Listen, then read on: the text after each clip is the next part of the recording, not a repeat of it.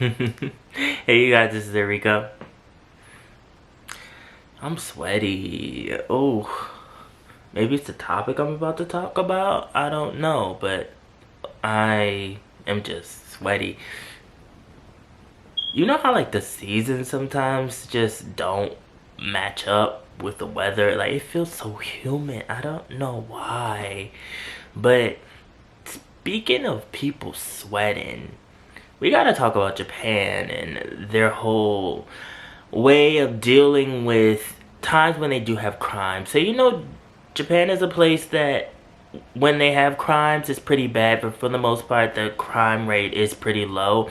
But when they do have crimes and when they do have things that happen, it is so monumental that it makes history. And they've been having problems with people just being mentally unstable and having their weapons of choice. Most of the time they choose knives. So they will go into public places, whether it's out on the street in crowds, and just start attacking people. And this makes people very mindful that there's going to be someone that's crazed, that might all of a sudden feel like that they can't buy their favorite figurine, or all of a sudden feel like that because things are not going the way they want it to, or they can't get their favorite manga, that they're gonna go and start obliterating people like a shooter game or like an action RPG game. And it is crazy.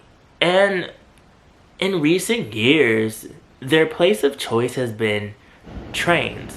So public transportation. There's this very well-known train company called JR West, and they have a whole just branch that is well known. It has sub factors of itself. It goes to like hotels, department stores, and the main thing in all of this is the train system. So it's very popular in Osaka, and it is well promoted. You will see many commercials. They're very like just simple but well done, also cute commercials that will showcase families having a good time, because this train is so well known. So many people use it, and there's so many different like technologies that's connected to it, from the train pass to the phone, and how it connects to all these other different business ventures that also help to promote this company. So knowing that so many people ride this, it has been a site for so many just mass attacks and people being hurt. And we've got like so many different instances in history. People going on the train thinking that, well, Halloween, let's do a thing for Halloween, dressing up like the Joker and just starting attacking people with a knife. People are like, oh my goodness, like I can't even get home. Like, where is this coming from? And so in light of this whole Osaka Expo that's supposed to be coming up, we got like people thinking, the train company's thinking like, well, how can we stop people from attacking people on the train? Because mind you, the train is small. It's a small space. And to just all of a sudden have somebody walk up on you and just say, you know what, I'm going to use you as a stab it doll and just start, just doing my thing and doing my thing on you. And you're like, oh my goodness, like, I don't even know you like that. Like, I'm not even part of the problems that you may have. So there has been in the past like different items that have been used that's supposed to help people in this situation. There's supposed to be like the shields that they have, but they're super bulky. They also have this thing that dates back to like feudal Japan, where they even had like classes where they were teaching people how to use it to kind of stop someone who might have a weapon and immobilizing them and making them drop the weapon, and you're supposed to be able to do this from a distance. My problem with these items is that I feel like they take too long to execute. So while you try to pick up the shield is bulky. The person can still, like, if they're fast and nimble with their limbs, they're still, and the next thing you know, you're still being like stabbed. with the other one as well. You know, it seems good on paper when you think about it, but you trying to aim it, and you know, if the person sees it coming, it's not hard. So this train company came up with a better solution, and it's this stab resistant umbrella. こちらの傘、普通の傘と比べてみますとかなり柄が長くなっています。なぜかというと、開いて防寒から距離を取るためです。 JR 西日本が導入する防塵傘。柄はおよそ1メートルあり、 At first I was like, okay, let's see what this is. And there's so many demonstrations on Japanese TV right now. I think it's really interesting, and they're supposed to be deploying like what, 1,200 of these out into different trains, and it's supposed to have like this material that's resistant to the material of a knife, and also you can pick it up, it's lightweight, and the material is kind of see-through, so when you open up the umbrella you can see the person that's trying to stab you, basically. And I'm just like, it sounds good. I do think about it a little bit still, because it's like, when you're in a situation like that, you don't think properly. Like, you see someone coming towards you with a knife, your life flashing before your eyes, you can't move right, you're like, oh my god, like, this person's really coming to carve me up like sushi. So you might not open the umbrella right away. You know, hand might slip, umbrella might fall out your hand. You never know, right? But it says it's more lightweight than all the other things that they previously had on the train, and you open it up and you know it'll be able to stop the person from stabbing you. I hope that this stops some people from going on these crowded trains and trying to attack people. Me personally, I don't care where I am, whether it's America, out of the country, somewhere in America, another state. I always watch my surroundings. So I could be on the subway anywhere in the world. I could be listening to music. I'm checking out everything around me. From the doors opening, from the people coming in, from the people next to me, from the people across from me, on my side. I'm just a very cautious person. I never feel like that any place is too safe, because you never know, something can always happen. This also leads back to a very deep issue that I feel like not even just Japan, but South Korea, Hong Kong, Taiwan, mainland China, East Asia as a whole does not talk about, and it's mental illness. So they were talking about all of these knife attacks that were happening, and all of them, when you really go and you research what happened, you know, like this man just comes and starts stabbing a woman because she looked too happy, or a man goes and starts stabbing people in the train because he didn't have any friends and wanted a girlfriend but couldn't get a girlfriend.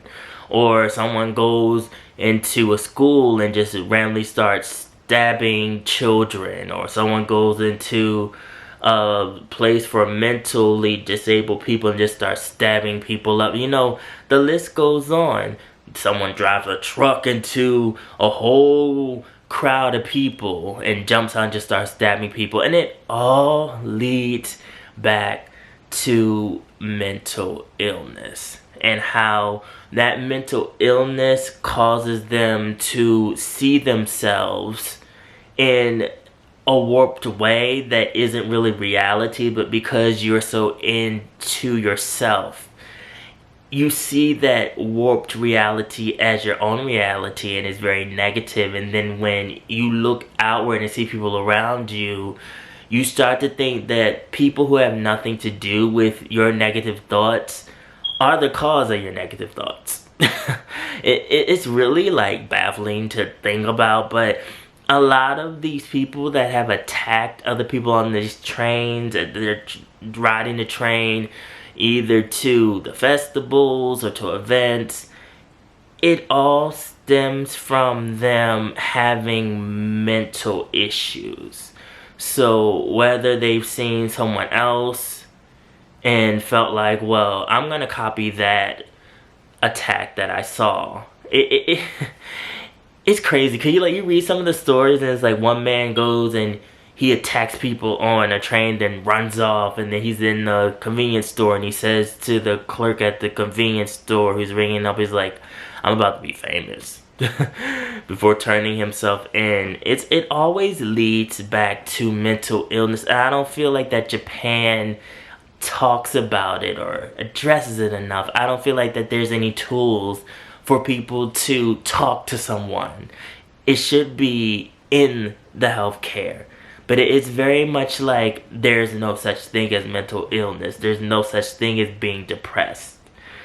There's no such thing as having negative thoughts. It's more like, okay, you can be under pressure and maybe you'll drive yourself to take yourself out of this world, but there's no talk about the lead up to that and how there's steps that lead up to that. It's just, okay, people are exiting this world, let's put up a barricade, let's stop them from doing that. And then it's just kind of like, that's it. I don't feel like that there's a serious in-depth talk about mental health. That even with this all sounds good as far as helping people that are in that situation of their life being threatened at that moment, but you also want to get to the source before it gets to that point.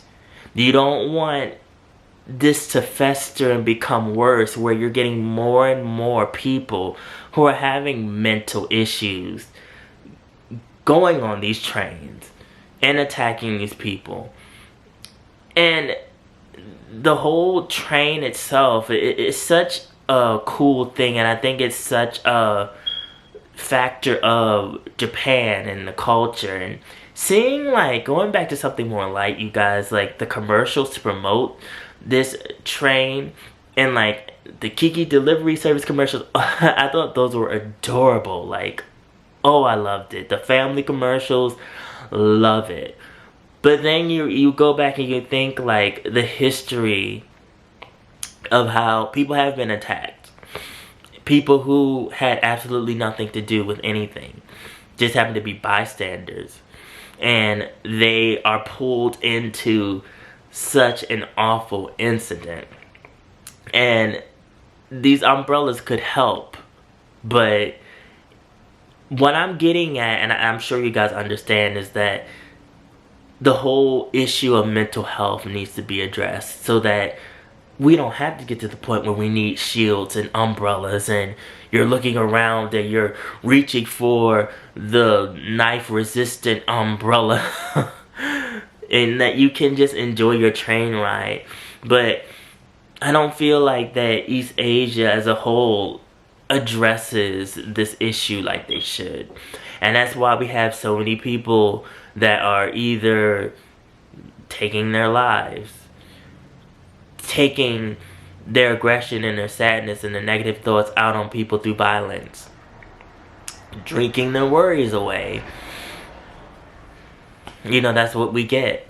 And it comes to a point where there's a boiling point, and we get instances like this, and then when it happens, Japan is like, oh my god. You know, they kind of just freeze up like, how did this happen?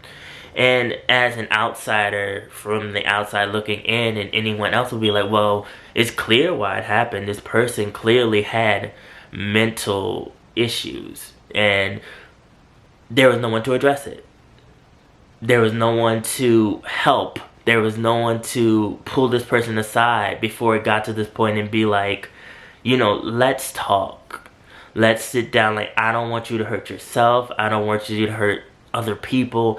Let's sit and talk and work this out. And the health system in East Asia, not just Japan, needs to incorporate this into just their overall health system. I think it would be a beautiful thing, so that we can keep the train system safe, and we can just keep the train system as a place where you travel and you enjoy the scenes and you can feel comfortable, and you don't have to worry about every time there's a huge event that maybe there's some crazy bozo that's gonna jump through the doors and start attacking people, and you're like, oh my goodness, where's my umbrella and shields and every other thing I can use, because Lord have mercy, otherwise I might just be dead.